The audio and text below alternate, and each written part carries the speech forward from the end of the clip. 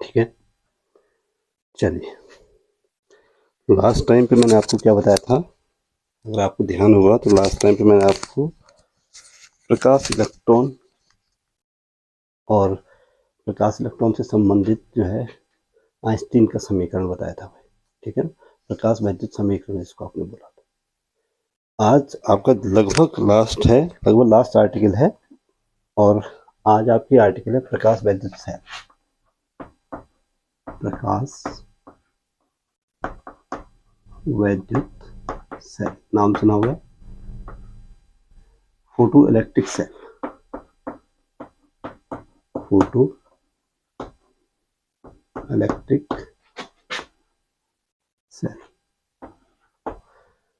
प्रकाश वैद्युत सेल। अब प्रकाश वैद्युत सेल क्या होता है, देखो, प्रकाश वैद्युत सेल एक ऐसी युक्ति है जो कि सीधे प्रकाश ऊर्जा को, प्रकाश वैद्युत सेल एक ऐसी युक्ति या ऐसी डिवाइस है, युक्ति का मतलब होता है डिवाइस, जो कि प्रकाश ऊर्जा को सीधे प्रकाश ऊर्जा को डायरेक्टली चेंज करेगा वैद्युत ऊर्जा में।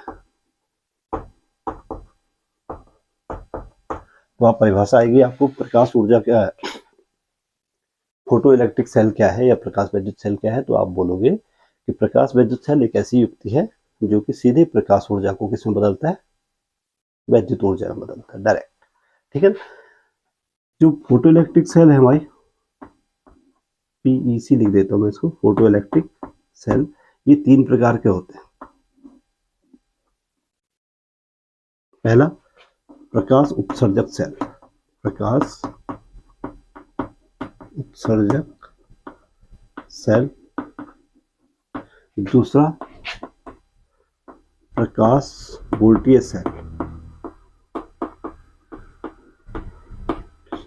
और तीसरा होता है लास्ट, प्रकाश चालकीय सेल, प्रकाश चालकीय cell.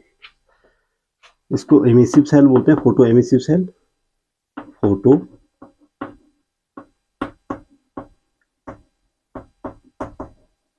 Emissive cell, photovoltaic cell, ये है फोटो वोल्टेक सेल, और ये फोटो कंडक्टिव सेल, फोटो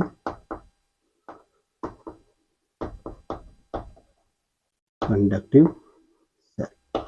तो 3 प्रकार के प्रकाश सेल आप लोग यहाँ पढ़ोगे, प्रकाश उत्सर्जक सेल, प्रकाश वोल्टीय सेल, और प्रकाश चालकीय cell, photoemissive, photoconductive and photovoltaic cell. ठीक है ना। अब इनमें से जो हमारे पास पहला आता है प्रकाश उत्सर्जक सेल, जो पहला सेल है भाई वो है प्रकाश उत्सर्जक सेल, फोटो एमिसिव सेल। पहले हम प्रकाश उत्सर्जक सेल पढ़ते हैं, फिर दूसरे सेल पे आएंगे, ठीक है ना। और ये कहाँ पे यूज होगा, इसका गुण दोष क्या होंगे, ये सारी चीजें इस सेल में पढ़नी है आपको। प्रकाश इलेक्ट्रिक सेल क्या होता है, बहुत ही आसान सा एक, देखो इसमें क्या होता है, चित्र से समझो, ठीक है। इसमें एक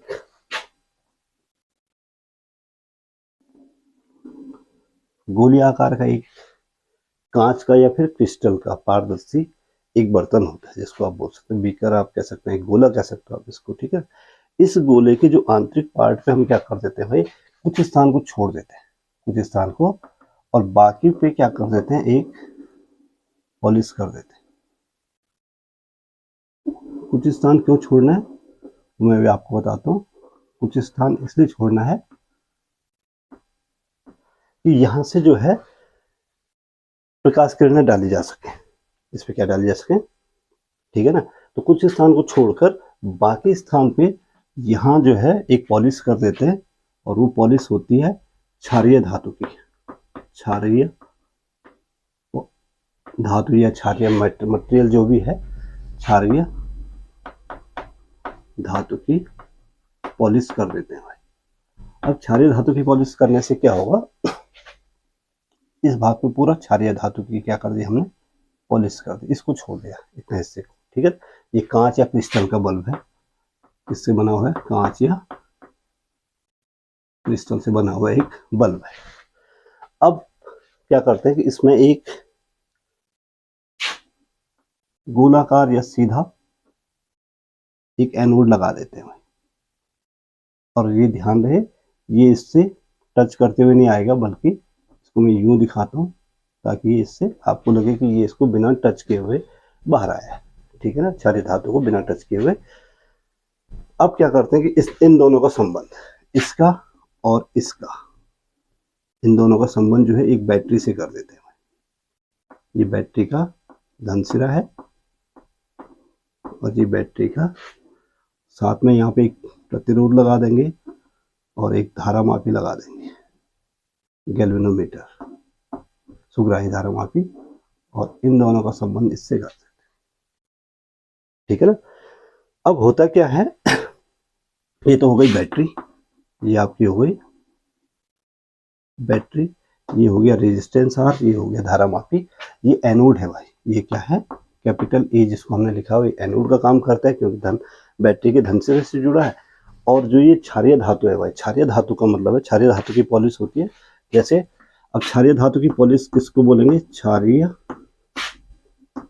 जैसे क्षारीय धातु होते हैं, जैसे सोडियम हो गया,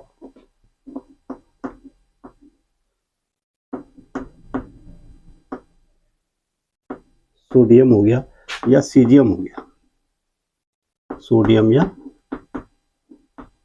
सीजियम की पॉलिश कर देते हैं। अब सोडियम और सीजियम की पॉलिश क्यों करते हैं, ये समझने वाली बात है, क्योंकि सोडियम और सीजियम क्षारीय धातु है, तो ये पूरे परत को, जहां हम देखो ये कांच का बल्ब तो कांच का है या क्वार्ट्ज का है, लेकिन जब हमने इसको क्षारीय धातु की पॉलिश करते हैं तो जो परत है भाई, जो अंदर की परत है, ये क्षारीय धातु इसको क्या कर देती है, क्षारीय धातु की पॉलिश किया तो जो ये परत है, अंदर की जो परत है, वो क्या हो जाएगी, वो फोटो सेंसिटिव हो जाती है, फोटो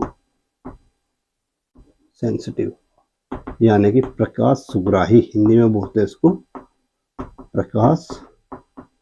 प्रकाश सुग्राही का मतलब आप आसान भाषा में ऐसे समझो कि इससे जो है, जब हम इसमें प्रकाश डालेंगे, एक निश्चित तीव्रता का प्रकाश, एक निश्चित आवृत्ति से ऊपर का प्रकाश, कार्यफलन से ऊपर का प्रकाश, तो इससे फोटो इलेक्ट्रॉन निकलना शुरू हो जाएंगे।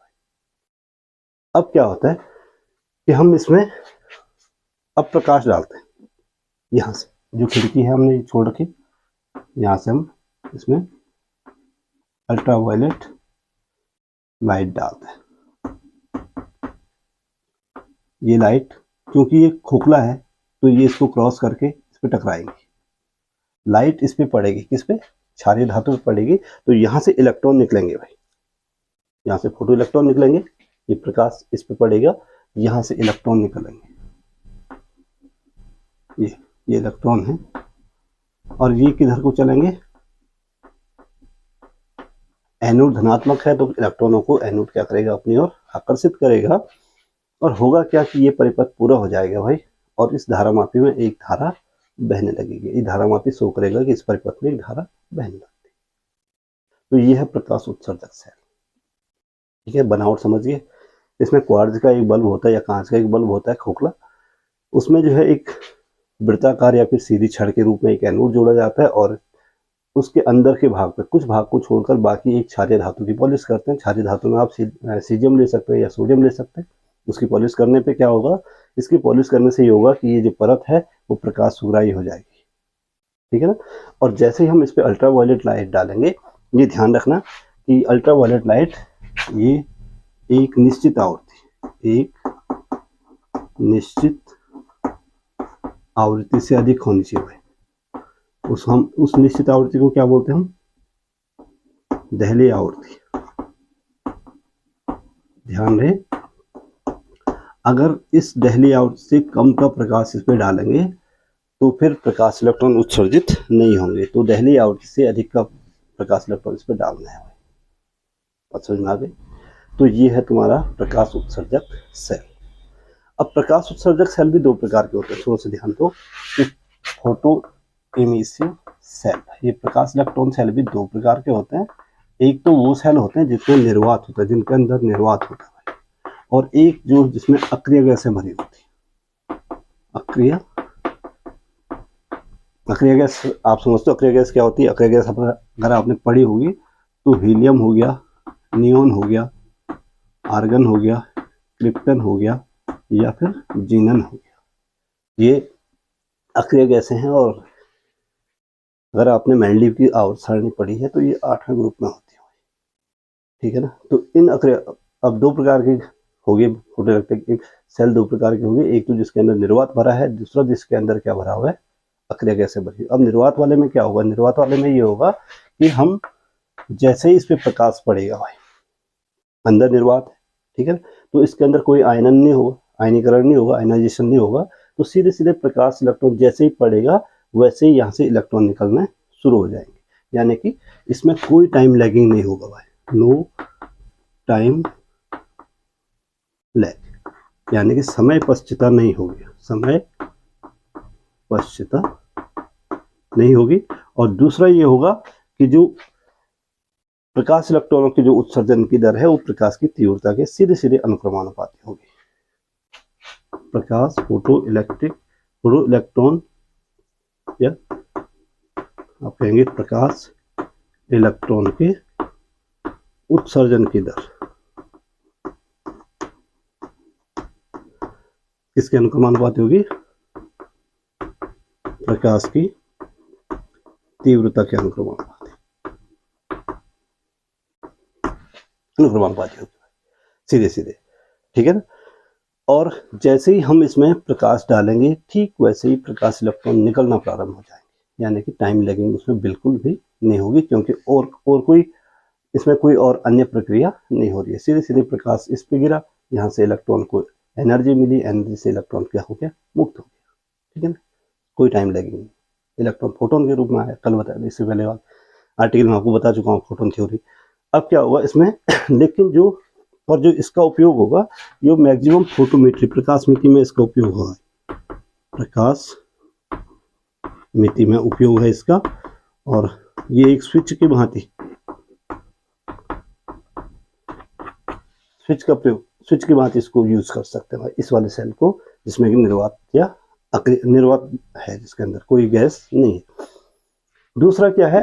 अक्रिय गैस, या इसके अंदर कोई गैसें भरी हैं, तो इसमें क्या होता है कि गैसों का आयनाइजेशन होता है।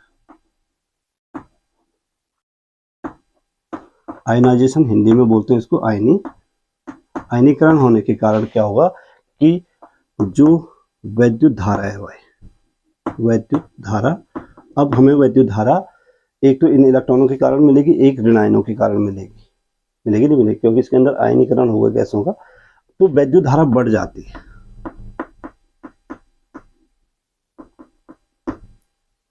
जितना निर्वात वाले बल्ब से मिलेगा उससे ज्यादा वैद्युत धारा मिलेगी, ध्यान दें, क्योंकि कुछ वैद्युत धारा हमें किसके कारण मिलेगी? आयनों के कारण, जो गैस के जो अणु या जो परमाणु इसके अंदर होंगे वो उनका आयनीकरण होगा, ठीक है। तो वो आयन भी गैस वैद्युत धारा के प्रवाह में क्या करेंगे? अपना योगदान देंगे, तो वैद्युत धारा इसमें बढ़ जाएगी। लेकिन होगा क्या कि उस प्रक्रिया में थोड़ा टाइम लगेगा, लेकिन यहाँ पे समय पश्चिता होगी। ये नोट करने वाली चीज है कि इसमें क्या होगा? टाइम लैगिंग होगा, कुछ समय लगेगा, क्योंकि गैसों का आयनीकरण भी होना है, ठीक है। तो इसमें कुछ समय पश्चिता लगती है। इसके कारण क्या होगा? धारा का मान तो बढ़ गया लेकिन समय पश्चिता हो गई। तो इसका जो उपयोग है इसमें जो प्रकाश इलेक्ट्रॉनों की जो उत्सर्जन की दर है वो तीव्रता के अनुक्रमानुपाती नहीं होगी भाई, तीव्रता के अनुक्रमानुपाती। दूसरी चीज, प्रकाश इलेक्ट्रॉनों की उत्सर्जन की दर तीव्रता के अनुक्रमानुपाती नहीं हो पाएगी, क्योंकि जितने प्रकाश इलेक्ट्रॉन उत्सर्जित हो रहे हैं उनके कारण जितनी धारा प्रवाहित हो रही है उससे ज्यादा धारा हमें मिल रही है, क्योंकि कुछ धारा हमें आयनों के कारण भी मिल रही है। बात समझ में आई? तो प्रकाश इलेक्ट्रॉनों के उत्सर्जन की दर उसकी तीव्रता के अनुक्रमानुपाती नहीं होती।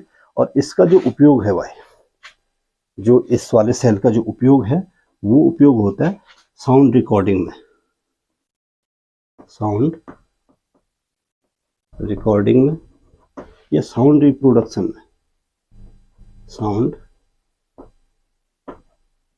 ध्वनि पुनर्उत्पादन, ध्वनि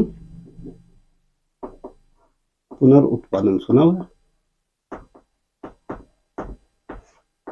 या ध्वनि अभिलेखन में, इसको रिकॉर्डिंग को अभिलेखन बोलते हैं, ध्वनि, यहाँ इसका उपयोग होता है। तो प्रकाश उत्सर्जक सेल मैं आपको कंप्लीटली बता चुका हूँ। प्रकाश उत्सर्जक सेल क्या होता है, बनावट क्या होती है, उसकी क्रियाविधि क्या होती है और कितने प्रकार के होते हैं, ठीक है ना, और काम कहाँ कहाँ यूज होगा इसका, आई बात समझ में। तो ये पहला प्रकाश उत्सर्जक सेल है। इसके बाद हम नेक्स्ट पे चलते हैं और नेक्स्ट है प्रकाश वोल्टीय सेल। मिटा दो इसको।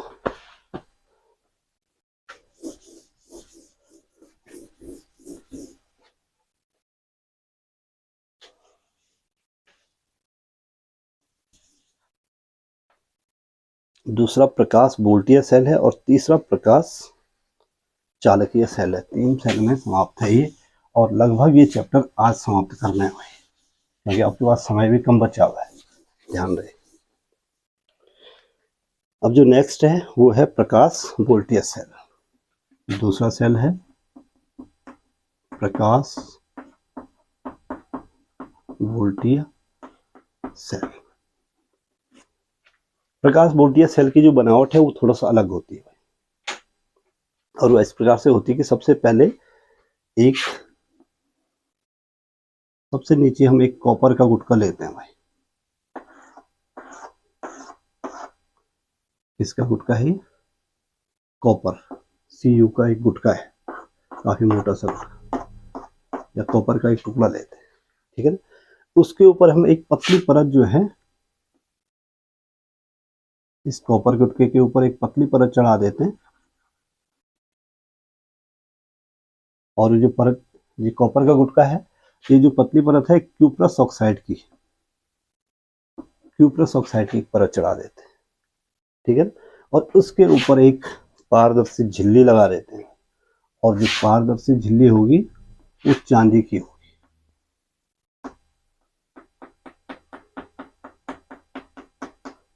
ये चांदी की जी, सबसे नीचे कॉपर, बीच में क्यूप्रस ऑक्साइड, और उसके ऊपर क्या होता है, एक पारदर्शी झिल्ली लगा देते हैं, और इन दोनों का संबंध एक प्रतिरोध से कर देंगे भाई। इन दोनों का संबंध क्या कर देंगे, एक जिस भी परिपथ में आपको धारा भेजनी है उससे कर देते हैं, उस परिपथ को जोड़ देते हैं जिसमें कि आपको धारा भेजनी होती है। सिंपल सी बनावट है। बनावट में क्या लिखोगे, प्रकाश वोल्टीय सेल में एक चांदी का, एक कॉपर का टुकड़ा होता है, सिंपल मोटा सा टुकड़ा, उसके ऊपर जो है क्यूप्रस ऑक्साइड की एक परत बिछा देते हैं, और उसके ऊपर चांदी की पारदर्शी परत बिछाते हैं, चांदी की अर्धपारदर्शी झिल्ली, इसको बोलते हैं चांदी की अर्धपारदर्शी झिल्ली, जिससे प्रकाश आर पार हो जाए, बस इतना ध्यान दो। अर्धपारदर्शी सेमी परमेबल मेम्ब्रेन, अर्धपारदर्शी झिल्ली बिछा देते हैं, ठीक है ना। और ऊपर से हम अब क्या करते हैं, अब हम इस पे डालेंगे अल्ट्रावायलेट रेज। एक निश्चित आवृत्ति से अधिक की पराबैंगनी प्रकाश की किरणें डाली जाएंगी, और वो निश्चित आवृत्ति कौन सी होती है वो मैं आपको पहले बता चुका हूँ, वो है देहली आवृत्ति, ठीक है। अब होगा क्या कि जैसे ही हम इस पे निश्चित आवृत्ति से अधिक की प्रकाश किरणें डालते हैं, वो प्रकाश किरणें चांदी को तो कुछ प्रॉब्लम नहीं करेंगी, दिक्कत क्रिएट नहीं करती है क्योंकि वो फोटो सेंसिटिव नहीं है, लेकिन वो जैसे क्यूप्रस ऑक्साइड पे पड़ती है, क्यूप्रस ऑक्साइड की परत पे जैसे वो पड़ती है, ये क्यूप्रस ऑक्साइड की परत से इलेक्ट्रॉन निकलते हैं, फोटो इलेक्ट्रॉन। तो यहाँ पे फोटो सेंसिटिव जो लेयर है वो कौन सी है, क्यूप्रस ऑक्साइड की, ये फोटो सेंसिटिव लेयर है, फोटो सेंसिटिव लेयर, यानी फोटो सेंसिटिव लेयर का मतलब प्रकाश सुराही लेयर है। अब क्या होगा, ध्यान से सुनो, थोड़ी सी थ्योरी है, इससे इलेक्ट्रॉन निकलते हैं इस वाले से, और इलेक्ट्रॉन निकलकर किधर को जाते हैं, चांदी की ओर, इलेक्ट्रॉन Cu2O से, Cu2 प्लस ऑक्साइड से किधर को चलेंगे, चांदी की परत की ओर चलेंगे। और फलस्वरूप जो चांदी की परत है ये क्या हो जाएगी, नेगेटिव हो जाएगी, क्योंकि उसमें इलेक्ट्रॉन की अधिकता हो जाएगी। इलेक्ट्रॉन की अधिकता हो जाएगी तो वो क्या हो जाएगी, ऋणात्मक हो जाएगी। और जब ये ऋणात्मक हो गई, जब ये ऋणात्मक हो गई तो जो नीचे कॉपर की परत है उसके सापेक्ष कॉपर की परत क्या हो जाएगी, ये पॉजिटिव हो जाएगा। देखो उसके सापेक्ष है, यहां से इलेक्ट्रॉन नहीं निकल, ध्यान रहे, इसके सापेक्ष ये क्या हो गई, धनात्मक हो गई। अब एक धनात्मक एक ऋणात्मक ये हो गया, इनके बीच एक विभवांतर स्थापित हो गया, और विभवांतर स्थापित होने के कारण इसमें एक क्या बहने लगे, इसमें इलेक्ट्रॉनों का फ्लो शुरू हो गया। इलेक्ट्रॉनों का फ्लो शुरू हो गया नीचे से ऊपर की ओर, धारा बहेगी उसके ठीक उल्टा, ये इलेक्ट्रॉन फ्लो शुरू हो गया। इलेक्ट्रॉन, अब जब इलेक्ट्रॉन फ्लो शुरू हो गया तो उसमें धारा बहनी शुरू हो जाएगी, परिपथ में एक धारा प्राप्त हो जाएगी। और ध्यान दें, प्रकाश बोल्ट सेल एक ऐसा सेल है जिसमें हमें कोई भी एक्सटर्नल इलेक्ट्रिक सोर्स की यूज करने की जरूरत ही नहीं। हमने ना इसमें कोई सेल लगाया है, ना कोई अदर इलेक्ट्रिक सोर्स लगाया है, इसने इलेक्ट्रिसिटी जनरेट की, ठीक है ना। तो इलेक्ट्रिसिटी जनरेटर है, एक प्रकार से वैद्युत ऊर्जा को क्या करता है, उत्पन्न करता है। आई बात समझ में। तो ये प्रकाश बोल्टीय सेल है भाई। अगली बात, इसमें कोई बैटरी की आवश्यकता नहीं है, ना इसमें कुछ अन्य क्रिया है, सिंपल सी क्रिया है। Cu2 से Cu प्लस ऑक्साइड से जो है इलेक्ट्रॉन निकलेंगे, जैसे उस पर यूवी लाइट, अल्ट्रावायलेट लाइट गिरेगी, इलेक्ट्रॉन निकलने की, चांदी की परत जो है ऋणात्मक हो जाएगी, दूसरी परत क्या हो जाएगी, धनात्मक हो जाएगी, उनके बीच एक धारा बहने लगी, इलेक्ट्रॉन का फ्लो होगा।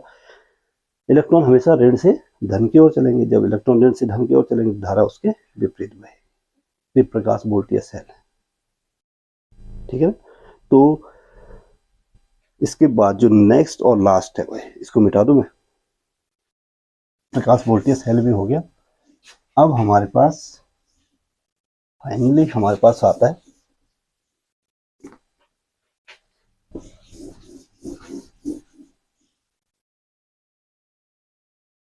प्रकाश चालकीय सेल। ये थोड़ा सा इंपॉर्टेंट सेल है, प्रकाश चालकीय फोटो कंडक्टिव सेल।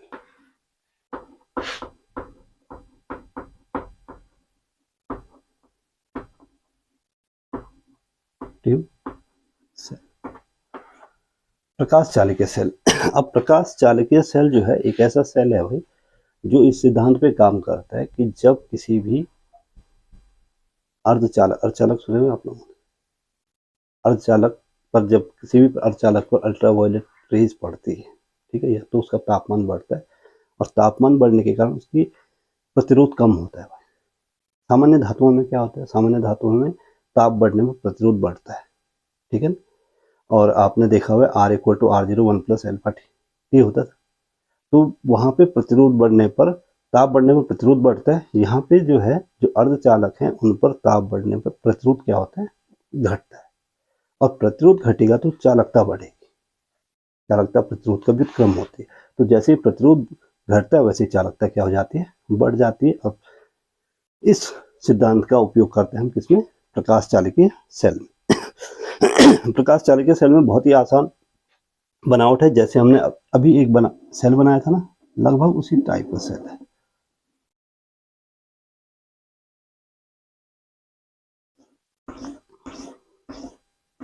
अब यहाँ जो पहले चांदी की, पहले हमारे पास चांदी का गुटका होता था, चांदी का टुकड़ा था। अब हमारे पास लोहे का टुकड़ा है भाई, लोहा, एक लोहे का टुकड़ा है। इसके ऊपर हम क्या करते हैं, एक पतली सी परत बिछाते हैं,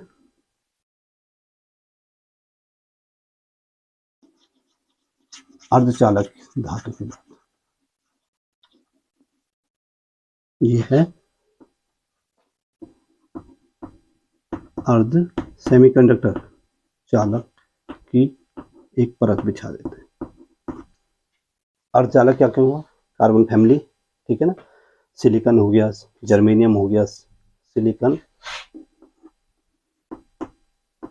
जर्मेनियम हो गया, जी होता है, सिलिकॉन हो गया, जर्मेनियम हो गया, इसकी कोई परत बिछा देते हैं, ठीक है ना।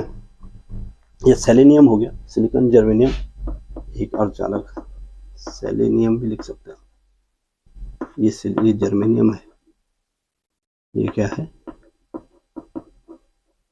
ये सिलिकॉन है,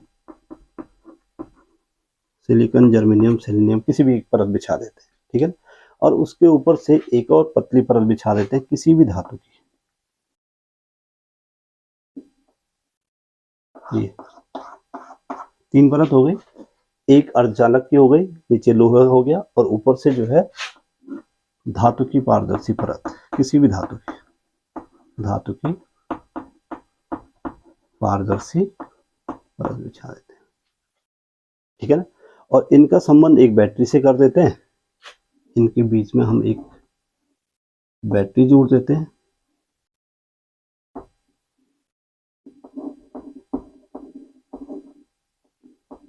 और एक प्रतिरोध जोड़ देते हैं,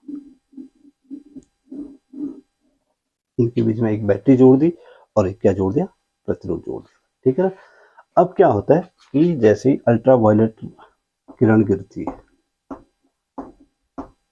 अब इस समय फोटो सेंसिटिव लेयर कौन सी है, फोटो सेंसिटिव लेयर है, इनमें से अब आप देखोगे कि यहाँ से जो प्रकाश इलेक्ट्रॉन है वो कहीं से भी नहीं निकले, फोटो इलेक्ट्रॉन्स कहीं से निकलेंगे ही नहीं।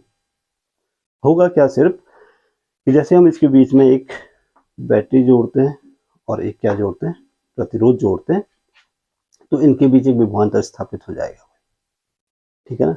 और विभवांतर स्थापित होने के कारण परिपथ में एक क्या बहने लगेगी, धारा बहनी चाहिए, लेकिन चूंकि बीच में क्या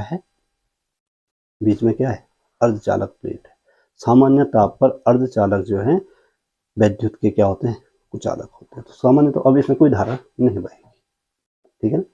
अब होगा क्या कि जैसे ही इस पे अल्ट्रावायलेट किरण पड़ेगी, अल्ट्रावायलेट रेज जैसे इस पे गिरेगी, ये गर्म हो जाएगा। जैसे ही अर्धचालक पर, ध्यान से सुनो, अर्धचालक पर क्या गिरी, अल्ट्रावायलेट प्रकाश गिरा, अल्ट्रावायलेट प्रकाश अर्धचालक पे गिरा, तो इसका ताप बढ़ गया, इसका ताप क्या हो गया, ताप में वृद्धि हो गई। ताप में वृद्धि होने के कारण क्या हुआ, प्रतिरोध कम हो गया, या इसका प्रतिरोध घट गया, और प्रतिरोध कम होने का मतलब है कि इसका चालकता बढ़ गई भाई, चालकता क्या हो गई, बढ़ जाती, चालकता बढ़ गई, इस परिपथ में विद्युत धारा क्या होने लगेगी, प्रवाहित होने लगेगी। जैसे ही आप अल्ट्रावायलेट रेज को रोकोगे वैसे ही विद्युत धारा बहनी क्या हो जाएगी, बंद हो जाएगी। तो ये प्रकाश कौन सा, प्रकाश चालकीय सेल होगा। फोटोवोल्टेइक में आपको बता चुका हूँ, फोटोकंडक्टिव लॉस वाला ये क्या है, प्रकाश, ठीक है। आई बात समझ में, सिंपल सी थ्योरी है इसकी, तो उसमें कुछ ज्यादा बताना है। और सबसे इम्पोर्टेंट इसमें एक चीज और देखने की है कि इसमें इसका जो डिसएडवांटेज है भाई,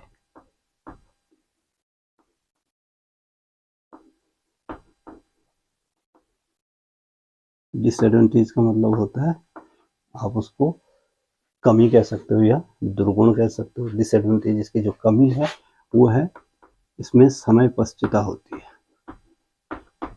जो कि सबसे बड़ा किसी भी सेल में, फोटो इलेक्ट्रिक वाले में सबसे बड़ा गुण और सबसे बड़ा दोष यही है कि समय पश्चिता नहीं होनी चाहिए। यूज तो होगी लेकिन इसमें समय पश्चिता होगी, टाइम लैगिंग होगी, ठीक है। और टाइम लैगिंग होने के कारण ये कई ऐसे सर्किट में यूज नहीं किया जा सकेगा जहां पे आपको टाइम लैगिंग 0 चाहिए, ठीक है ना। और जो इसका उपयोग होता है इनका, और सबसे महत्वपूर्ण भी यही है, डिसएडवांटेज भी है इसमें और महत्वपूर्ण भी है, तो जो इसका उपयोग होता है ये सोलर बैटरी में होता है भाई, सोलर बैटरी ही तो हमारे काम की। आपने सोलर प्लेट है देखी है, यही है, आप इसको सोलर प्लेट कह सकते हैं, ठीक है ना। तो सोलर बैटरी में सबसे ज़्यादा यूज कौन सा होता है? प्रकाश चालक या सेल। आई बात समझ? तो प्रकाश चालक या सेल हो गया, प्रकाश सर्जक सेल हो गया, और साथ में प्रकाश वोल्टिक सेल, वोल्टिक सेल या फिर वोल्टेज सेल, प्रकाश वोल्टेज सेल, ये तीनों आगे बात समझिए। तीनों की क्रियाविधि क्या है, तीनों की बनावट क्या है, और तीनों के एडवांटेज क्या है, तीनों के डिसएडवांटेज क्या है, साथ में उनका उपयोग कहाँ पे है, ठीक है ना, और ये कितने उपयोगी हैं, ये सारी चीजें मैं आपको बता चुका हूँ। अब प्रकाश वैद्युत सेल के उपयोग हैं, ये आप लोगों को खुद पढ़ने हुआ है अपनी किताब से, ठीक है ना।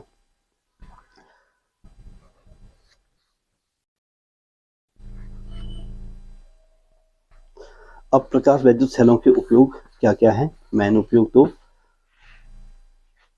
इसका जो उपयोग है, मेन उपयोग एक तो होता है कहाँ पे? सोलर में तो आपने देखा हुआ है, सोलर में तो होता ही होता है, ठीक है ना, सोलर एनर्जी बनाने में इनका उपयोग है। लेकिन इनका जो मेन उपयोग है वो किसी परिपथ में स्विच की भांति होता है। आपने ऑटोमेटिक दरवाजे देखे ना, जो अपने आप खुलते हैं, अपने आप क्या हो जाते हैं? बंद हो जाते हैं। तो ऐसे दरवाजे, आप दरवाजे पे गए, आपको कुंडी नहीं खोलनी, आपको ताला नहीं खोलना, आप दरवाजे के आगे खड़े हुए और दरवाजा अपने आप क्या हो गया? खुल गया। आप जैसे दरवाजे के अंदर गए, दरवाजा अपने आप क्या हो गया? बंद हो गया। असल में उसमें क्या होता है कि उसमें एक प्रकाश वोल्टेज सेल लगा हो, या प्रकाश सेल लगा होता है, ठीक है ना। जब आप दरवाजे के और सामने से प्रकाश किरण पड़ती है, और वो परिपथ क्या रहता है? प्रकाश, वो परिपथ चलता रहता है, क्योंकि उसमें प्रकाश पड़ रही है, यहाँ पे, यहाँ सेल लगा हुआ है और सामने से प्रकाश पड़ रहा है, ठीक है ना। न्यूनतम आवृत्ति से ऊपर का प्रकाश, एक प्रकाश का सोर्स लगा होगा पीछे, जो आपको दिखेगा नहीं। तो जैसे ही आप उसके आगे खड़े होंगे, तो प्रकाश के सोर्स और सेल के बीच में आप खड़े होंगे, तो प्रकाश उसमें पड़ना बंद हो गया। प्रकाश पड़ना बंद हो गया तो परिपथ क्या हो जाएगा? टूट जाएगा, दरवाजा खुल जाएगा।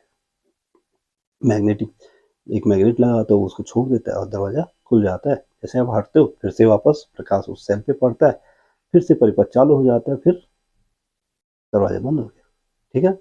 या फिर आपने देखा होगा कि जो लाइट्स होती हैं, विशेष करके जो ट्रैफिक लाइट्स होती है, ट्रैफिक लाइट्स आपने देखा है कि उसमें, चलो उसमें उसकी और थ्योरी थोड़ा सा अलग है। ट्रैफिक लाइट्स की वो रिले स्विच द्वारा कंट्रोल होती है, ठीक।